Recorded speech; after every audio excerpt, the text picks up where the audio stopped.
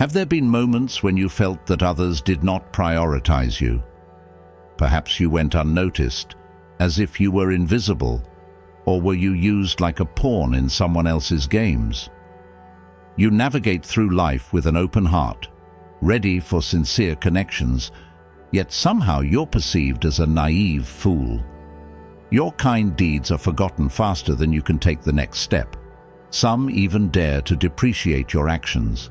It's unbearable to feel this way, especially when facing indifference from those close to you, family, friends, or a significant other.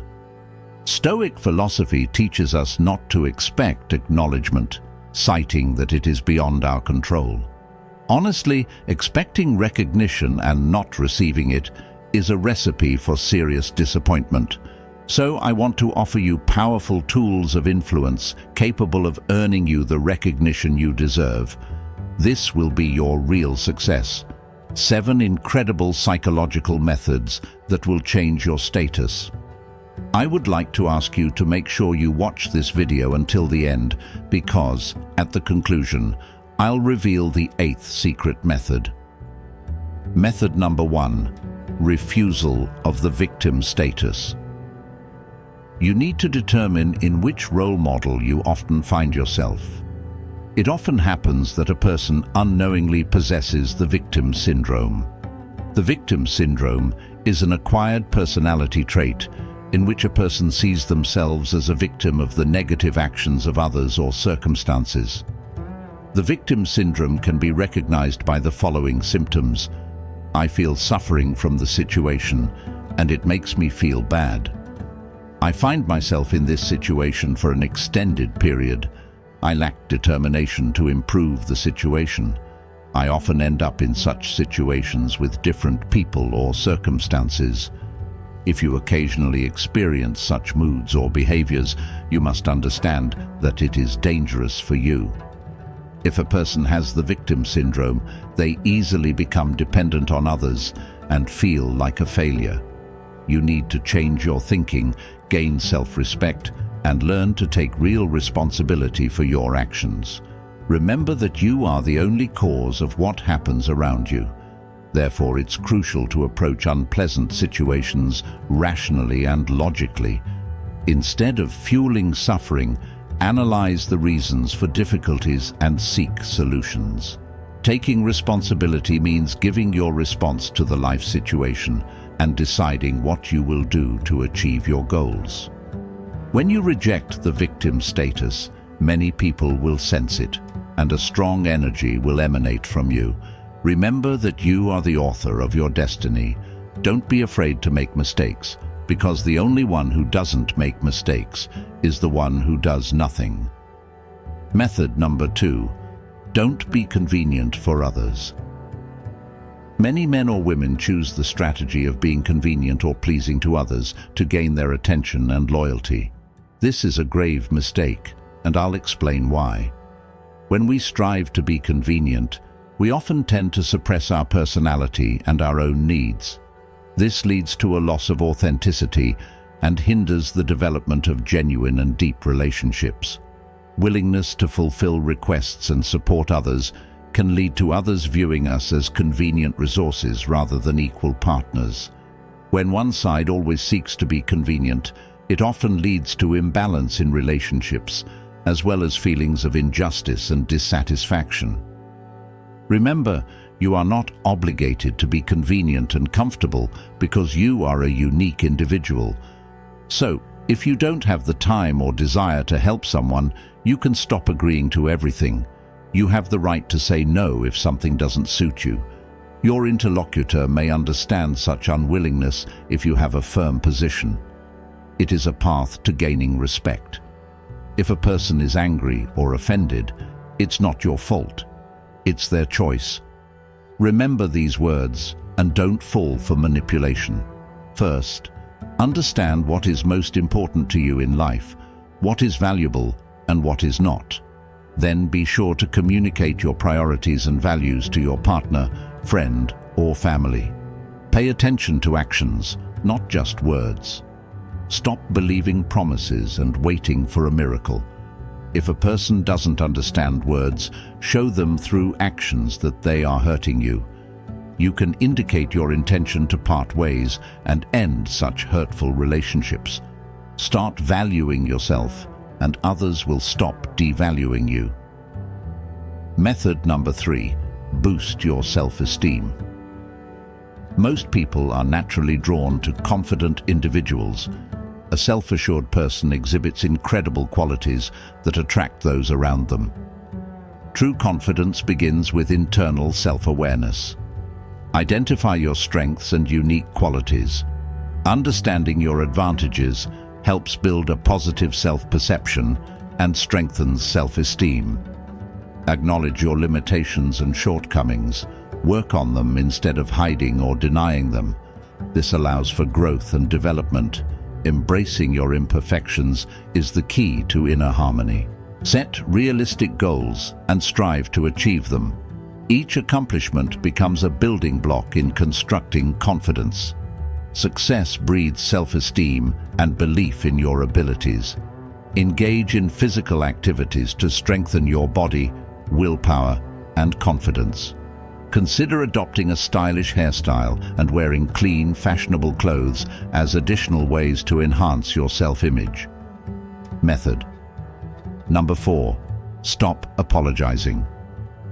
We all apologize at some point in our lives. From an early age, we are taught that when you do or say something wrong, you should apologize. Sometimes we apologize too easily for things that don't require an apology or explanation. We do it quite unconsciously, almost automatically. Constant apologies can have negative side effects on your career and relationships. It can create an image of incompetence and weakness. The most damaging and long-term side effect of excessive apologies is how they erode your self-perception. How to stop saying sorry constantly. Reflect on how your childhood or early development may contribute to your tendency to apologize excessively. Dig into questions like, what is your initial reaction when someone says no to you? Was it discouraged in your family to speak up for yourself? Or was it encouraged when you were younger? Was it acceptable to express yourself and share your opinions? What other significant events shaped your worldview regarding assertiveness and respect for authority, especially in the workplace? Then, examine the contexts in which your apology impulse manifests. Begin identifying triggers that exacerbate this behavior, such as specific people, contexts, moods, or times of day. Start replacing unwarranted apologies with precise statements to convey your opinion. For instance, if you have an idea to organize a family gathering on the weekend and want everyone to support the idea, instead of beginning with apologies like, "Sorry if you don't have time," or "If it's inconvenient for you, but I think it would be great to spend time together this weekend," you can emphasize confidence. "I propose organizing a gathering this weekend. I have a few ideas on how to make it fun for everyone. Let's discuss possible dates and how to make it convenient for each of us." Such an approach helps create a positive and confident perception of your plans rather than focusing on potential negative reactions or inconveniences. Method number 5. Say stop to the internal critic. The inclination towards self-criticism is a prominent trait among perfectionists. We never seem to think that we are good enough. We are never satisfied with the outcome and efforts invested. We set unrealistic standards for ourselves that we simply cannot meet. You might argue that being tough on oneself is motivating for improvement. However, criticism more often induces shame rather than enhancing motivation. It strikes at our self-esteem. By berating ourselves, we hinder our ability to progress. Here are a few tips to cease self-criticism. Adjust unrealistic expectations. It's impossible to do everything perfectly. Focus on progress rather than an unattainable ideal. You're not obligated to master everything, but you can achieve a lot. Learn from mistakes. Try viewing them not as failures but as opportunities for learning, growth and development. Steer clear of negative individuals. If someone refuses to treat you with due respect, you have the right to sever ties with that person. Refrain from engaging in negative internal dialogue. Such conversations happen automatically and are deeply ingrained in our psyche. Don't accept the negative statements of your inner voice as truths. Ask yourself, is this true? Where is the evidence? Do you genuinely believe this, or is your inner voice simply echoing the words of others? You have the ability to form your own self-perceptions based on your experiences and values. Method number 6. Don't fear conflicts. Conflicts and the potential intensity they may bring often frighten us. However, sometimes confrontation is necessary to restore connections. Managing conflicts constructively is a skill that can be learned. We often forget that conflict is merely a divergence in positions. It's not a blind spot or a Bermuda Triangle. There's no need to fear or postpone conflicts. They can and should be managed. Several simple and effective techniques exist for conflict resolution.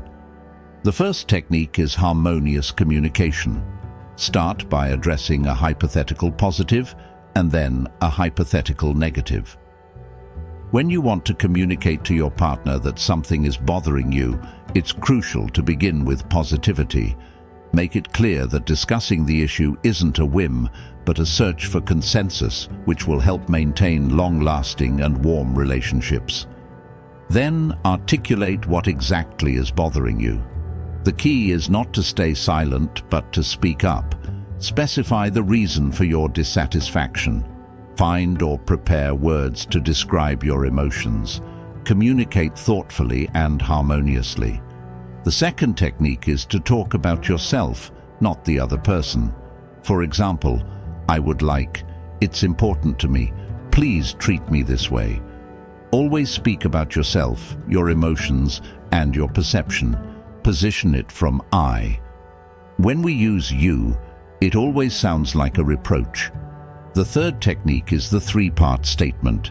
In the first part, inform the other person precisely what in their actions or words displeases you. Clearly define the situation that causes you discomfort, as the person may not be aware that they're crossing your boundaries. In the second part, express the feelings and experiences you have related to this situation. In the third part, provide ready-made models of behavior. Share how you would like your partner to act. This is a crucial aspect of the technique that is often overlooked in real life. The other person doesn't have to guess or figure things out. They receive clear rules, a ready-made set of instructions. Remember that the goal of a conflict is not humiliation or domination, but finding an adequate solution. If you can adeptly handle conflicts, people around you will see you as a wise person. Wise individuals always enjoy trust and authority. Method number 7. Forget about constant initiatives in communication. Putting an end to constant initiatives in communication is not just a strategy, but a kind of experiment that can yield valuable results in understanding your relationships. When you stop constantly initiating communication, it provides an opportunity to gauge the mutual interest in your relationship. If the other person is also actively working to maintain the connection, it indicates that the relationship is important to them. This experiment allows you to test whether you are truly a priority for the other person.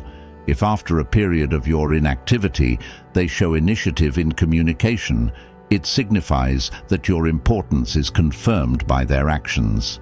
Ceasing initiatives helps you better understand your own needs and expectations in relationships.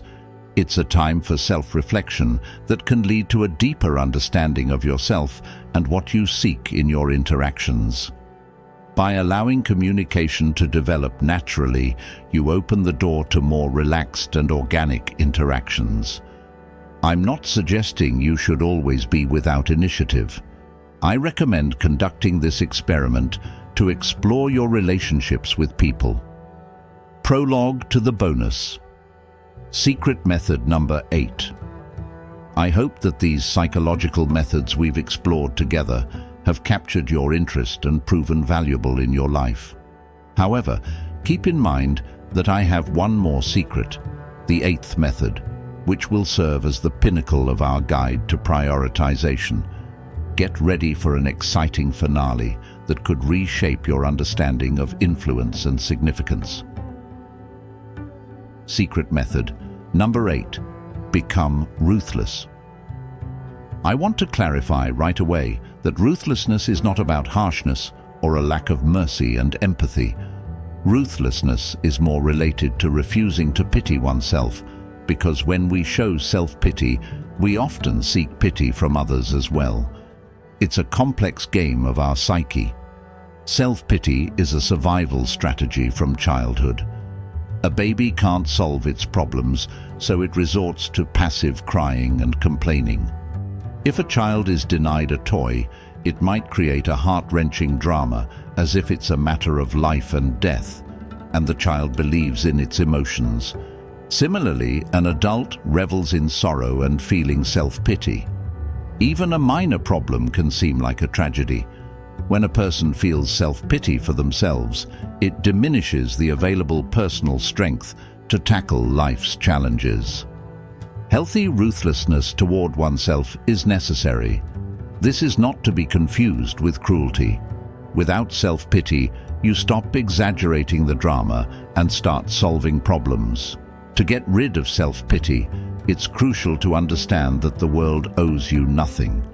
If the world owes you nothing, there's no need to be offended or cry, no need to wait for handouts. Now you are building your own path. If the world owes you nothing, it means you are okay. The world doesn't withhold gifts, not because it doesn't love you, but because it's your responsibility to gift yourself. You are okay. If the world owes you nothing, you stop worrying about its opinion.